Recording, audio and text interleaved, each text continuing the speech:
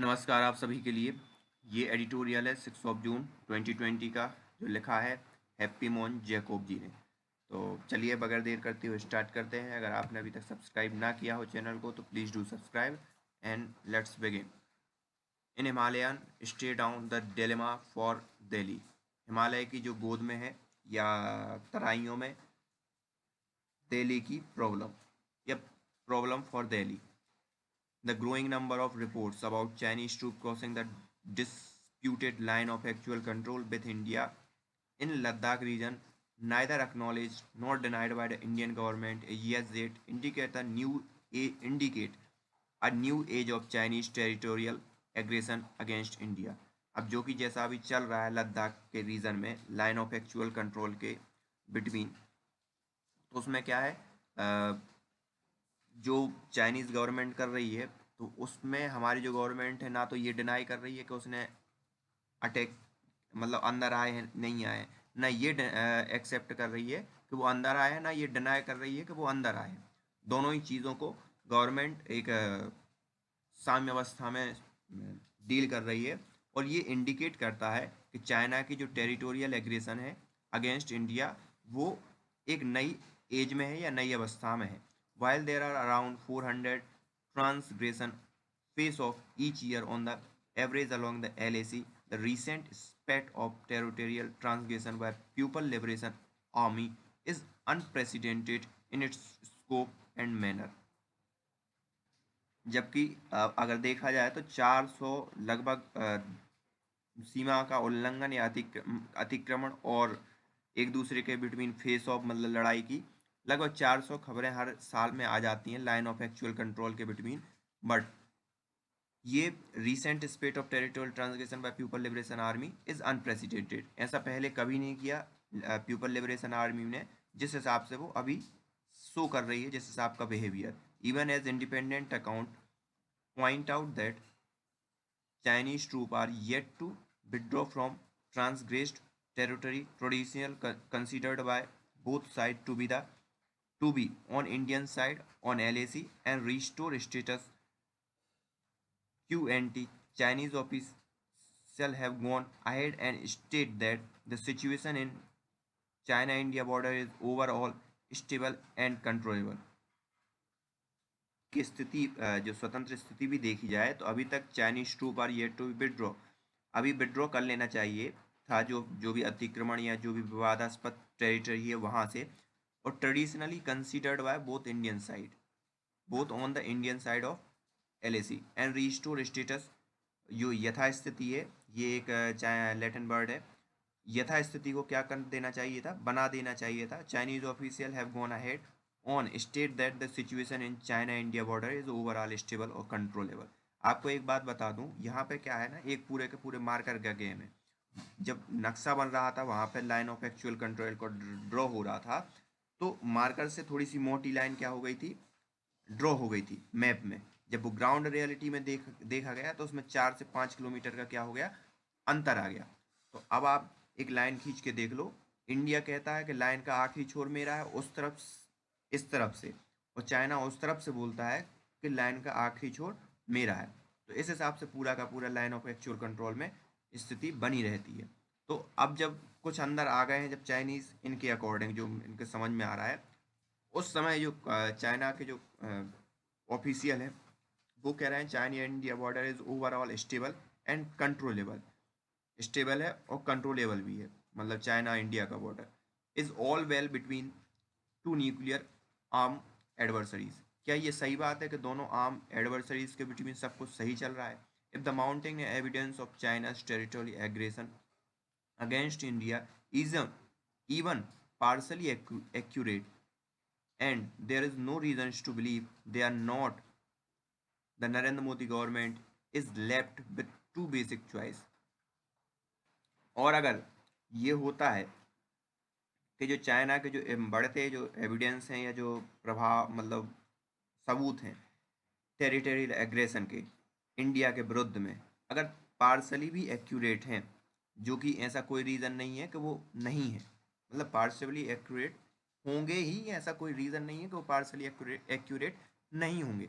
Believe they are not the Narendra Modi government is left with two basic choice. Narendra Modi government के पास दो choice बचती हैं। कौन कौन सी? Accept territorial loss as a fait accompli of force और negotiate a reversal to status quo ante unless of course the PLA unilaterally withdraw। या तो आप खुद ही इस चीज़ को नेगोशिएट कर लो या PLA वापस चली जाए, क्योंकि वो अब इन्हें नहीं लगता राइटर को कि वो वापस जाने वाली है जहाँ पे भी वो आ गई है प्रेजेंट कॉन्टेक्स्ट में।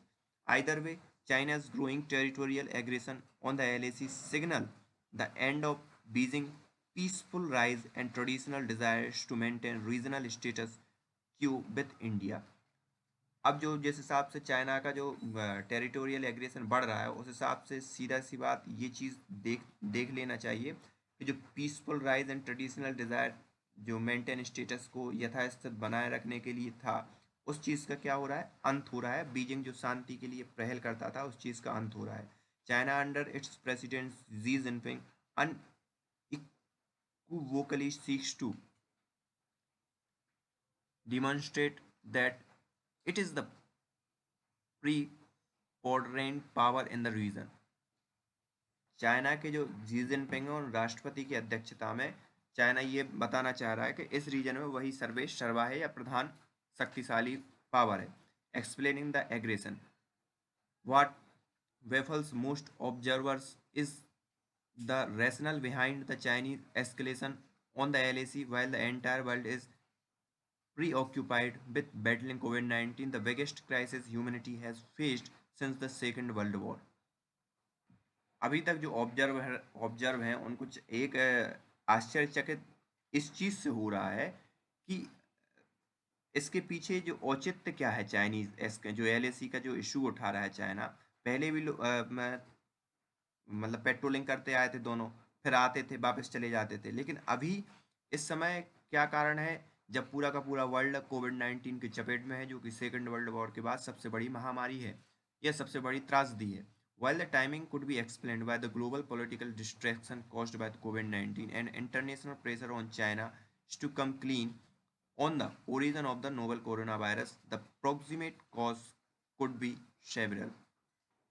अब इस समय की जो टाइमिंग है उसमें अगर देखा जाए तो ग्लोबल पॉलिटिक्स क्या हो गई है? डिस्ट्रैक्ट हो गई है कोविड-19 के कारण। इंटरनेशनल जो प्रेशर है वो बढ़ रहा है नोवल कोरोना वायरस को लेकर, इंक्लूडिंग इंडिया भी चाइना पे बढ़ा रहा है।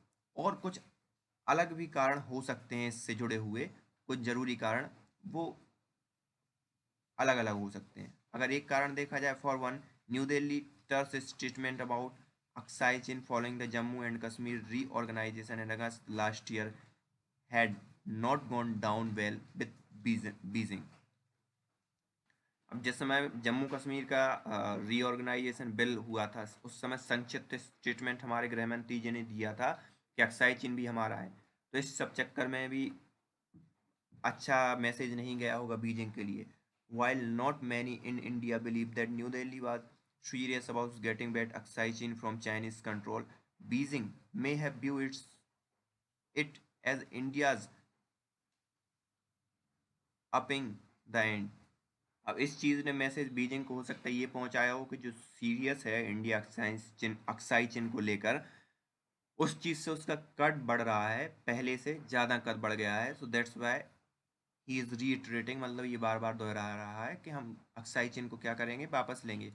मोर pertinently, in a clear departure from the past, New Delhi has been carrying out the construction of infrastructure project along the LAC, a long overdue activity. जो पहले से बहुत दिनों से जो ओवरड्यू थी जो एक्टिविटी कि LAC के अकॉर्डिंग अलॉन्ग इंफ्रास्ट्रक्चर डेवलप किया जाए, वो भी इंडिया ने स्टार्ट कर दिया है, which is something that seems to have made China uneasy. और ये सब चीज़ें चाइना को क्या कर रही होंगी? परेशान कर रही होंगी। The China angle to the Jammu Kashmir conundrum deserve more attention hair.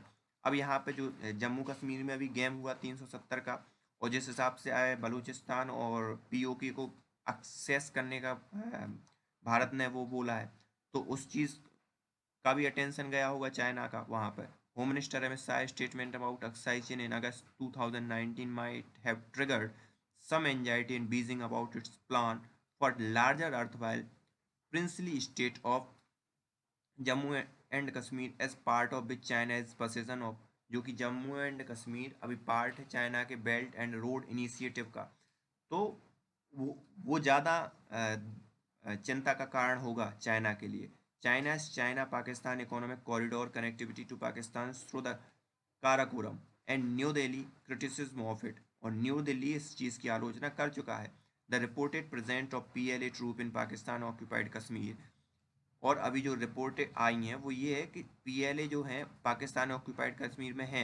India's new found activism on excise chain and PLA's incursions into area in eastern Ladakh must be viewed in the broader context of long-term geopolitical world view China has for the region।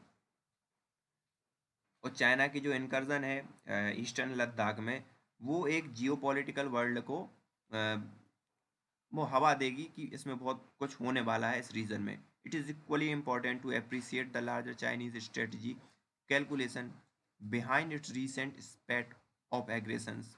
यहाँ पे एक बहुत बड़ी strategy भी हो सकती है China की इन सब के पीछे। Having given up its traditional slogan of people rise China under mister Xi is beginning to assert itself as the next superpower. और ये सब चीज़ें क्या है, उसके लिए जो नए सुपर पावर बनने के लिए मददगार साबित होंगी जी जिनपिंग के कार्यकाल में और उनकी अध्यक्षता में। Over the year Beijing has perhaps realise that India is not keen on toeing the Chinese line in the region, और हो सकता है ओवर द ईयर बीजिंग ने ये रियलाइज़ कर लिया हो कि इंडिया झुकने वाला नहीं है चाइना की लाइन पे।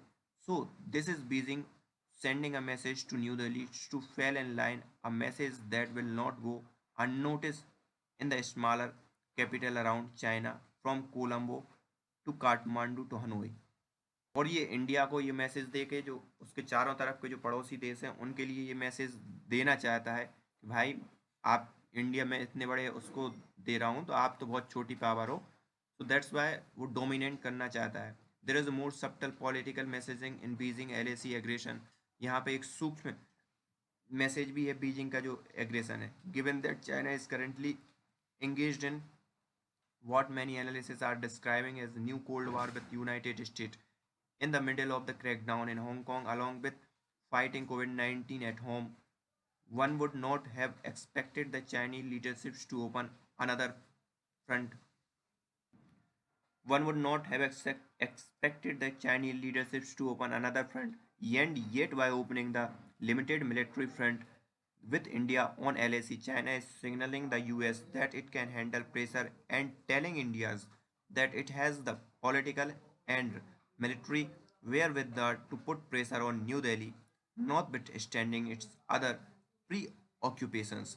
अब यहाँ पे वो एक मैसेज भी देना चाहता है इंडिया को कि आप और दूसरे उसमें हमें हस्तक्षेप ना करो छोटी सी मिलिट्री के द्वारा। कौन कौन से दूसरे, वो वैसे ही कोविड-19 के कारण सबकी निगाहों में यूनाइटेड स्टेट के से कोल्ड वार स्टार्ट हो गया है, ये बहुत से एनालिस्ट ने बोल दिया है। साथ ही साथ हांगकांग को लेकर भी वो क्या है, चर्चा में है।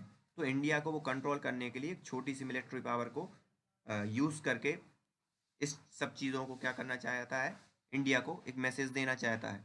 Doklam Redux, the 2017 standoff between India China at Doklam Tri Junction was the first major military standoff between the two sides in a long time, in which Delhi demonstrated it was not a military pushover despite China's conventional superiority over India। अब जो 2017 में Doklam tri junction पर भी विवाद हुआ था, वो बहुत बड़ा मिलिट्री फेस ऑफ था बहुत दिनों के बाद, लेकिन इंडिया ने उसको नॉर्मलाइज लिया। लेकिन जो सुपेरिटी थी चाइना इंडिया के ऊपर, वो उस समय सिद्ध हुई या प्रूफ हुई। Since Doklam however there have been several report that China has continue with its construction activity in and around Doklam. और ये बहुत सी रिपोर्ट आई कि डोकलाम में वो क्या कर रहा है, कंस्ट्रक्शन एक्टिविटी को अंजाम दे रहा है। The 2020 transgression in Sikkim and Ladakh are perhaps Beijing way of responding to India's consistently and militarily। और जो अभी रिसेंटली जो चल रहा है इशू, वो लगातार इस चीज़ का मैसेज देने का एक कारण बन गया है, ये जरिया बन गया है इंडिया को। China's limited scope military expedition on the long contested border is cost effective for PLA given the ever growing conventional military superiority that it enjoy with India। और इस चीज़ से एक लिमिटेड प्रूफ भी है कि जो विवादास्पद बॉर्डर है जहाँ पे पीएलए को क्या मिलेगा, जो पीपल लिबरेशन आर्मी है उसको क्या मिलेगी, महत्ता मिलेगी थोड़ी सी ये झगड़ा करने से। More ever because limited fight और smaller land grab may not provoke an all out confrontation of two or nuclear use, the side with conventional superiority and more border infrastructure would likely carry the day। अब यहाँ पे युद्ध होने की तो कोई आशंका है नहीं इस कॉन्टेक्स्ट में, ना ही दोनों अपने न्यूक्लियर हथियार यूज करने वाले हैं। तो यहाँ पे जीत और हार का थोड़ी सी या सुपीरियरिटी का इसी हिसाब से देखा जा सकता है कि भाई इंफ्रास्ट्रक्चर डेवलप हो रहे हैं और बस थोड़ी सी नोकझोंक हो रही है। Let me unpack this argument. Picking a direct fight with India, which might lead to an undesirable military escalation with India, does not suit Beijing interest। अब अगर वो डायरेक्ट क्या करता है, फाइट करता है, तो वो अनडिजायरेबल या अनिच्छुक मिलिट्री का यूज होगा जो कि इंटरनेशनल लेवल पे या बीजिंग के जो इंटरेस्ट हैं या हित में ये तो रहेगा नहीं। But carrying out the minor military expedition with the objective of inflicting small scale military defeat on India is precisely what would suit the Chinese political and military leadership। अब छोटे छोटे इस हिसाब से नौटंकी करके या फेस ऑफ करवा कर वो चाइना को पॉलिटिकली और मिलिट्री लीडरशिप के लिए क्या होगा, सूट करता है। They are the cost effective less escalatory and message get conveyed, और उन्होंने ये मैसेज कन्वे कर दिया है। मोर so India's military response would depend on great deal on how far the regime in New Delhi is willing to acknowledge such territorial loss due to the domestic political constraint। अब ये India पर निर्भर करता है कि वो कितना loss झेलना चाहता है। इफ न्यू दिल्ली या झेल सकता है या क्या, सीधी सी बात क्या कर रहा है। If new Delhi acknowledged loss of territory it would have to regain it, but doing so a conventionally superior power would not be easy। अगर इंडिया ये सोचता है कि अभी के लिए वो हम लॉस कर दें, वो बाद में हम हथियार लेंगे, लेकिन जो सुपर पावर है उससे फिर बाद में छीनना ये इतना इजी नहीं रह जाएगा। Put differently growing conventional imbalance and domestic political calculation could prompt New Delhi to overlook minor territorial losses on LAC, the manner in which Pakistan refused to acknowledge the 2016 surgical strike carried out by India.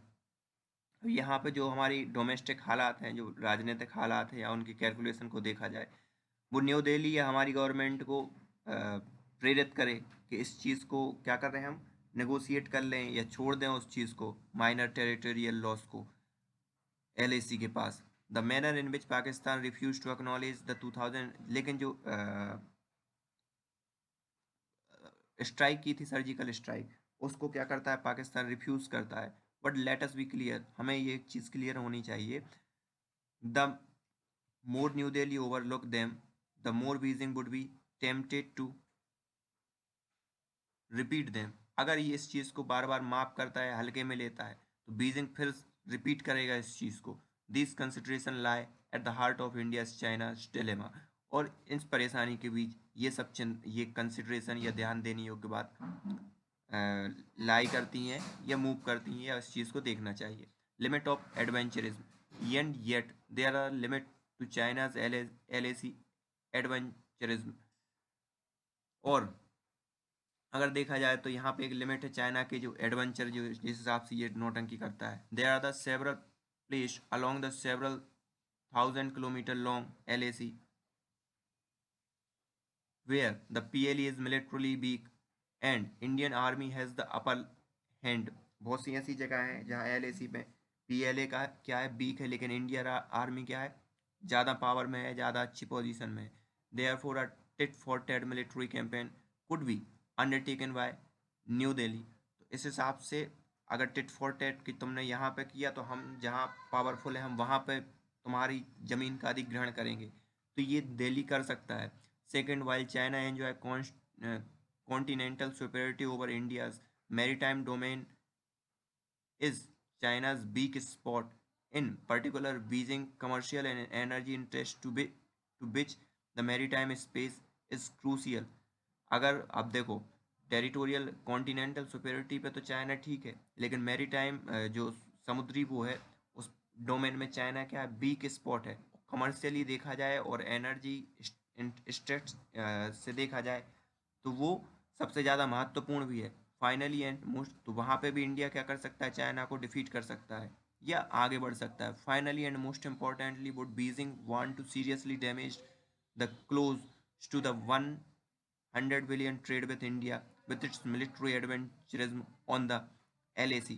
अब एक और serious question ये भी raise होता है, क्या $100 billion का जो ट्रेड इंडिया के साथ बीजिंग करता है, क्या वो अपने मिलिट्री एडवेंचर करना मतलब ऐसे ही घूमने फिरने आ गए, मिलिट्री एडवेंचर के बलबूते पर या मिलिट्री एडवेंचरिज्म के कारण वो $100 मिलियन के ट्रेड की बाट लगा सकता है या उसको दाव पर रख सकता है। In any case for India the edge of the pussyfooting around Chinese intimidation strategies over, the time has come to checkmate Beijing military aggression, even as we maintain a robust economic relationship with our eastern neighbor।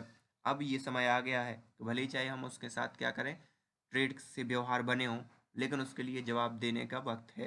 It is also reminder for us to get more serious about finalising a border agreement with China. और ये एक reminder भी है कि हम इस चीज़ के बारे में सीरियस हो जाएं कि चाइना और इंडिया का जो बॉर्डर है उस चीज़ को हम प्रॉपर मेंटेन करें।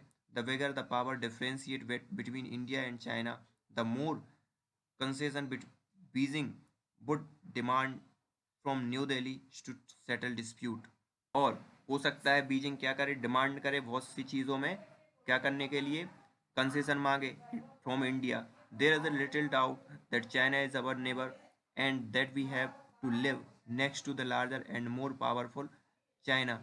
अब यहाँ पे एक छोटा सा डाउट है कि चाइना एक हमारा पड़ोसी तो है, and there that we have to live, हमें रहना पड़ेगा एक बड़े और पावरफुल उसके साथ में। However India should not accept Beijing attempt at land grab और मिलिट्री इंटिमिडेशन। लेकिन जबकि इंडिया को ये सब एक्सेप्ट नहीं करना चाहिए जो अटेम्प्ट हो रहे हैं उसकी लैंड पे या जो इंटिमिडेशन हो रहे हैं। That China is rising super power locate next to us is a reality, but how we deal with that reality is a choice we must make as a nation। अब जो China के super power है वो हमारे लिए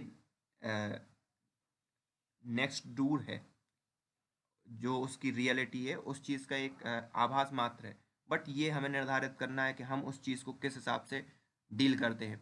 So this is the end of this editorial. I hope you enjoy. So please do subscribe and share. Thank you for today.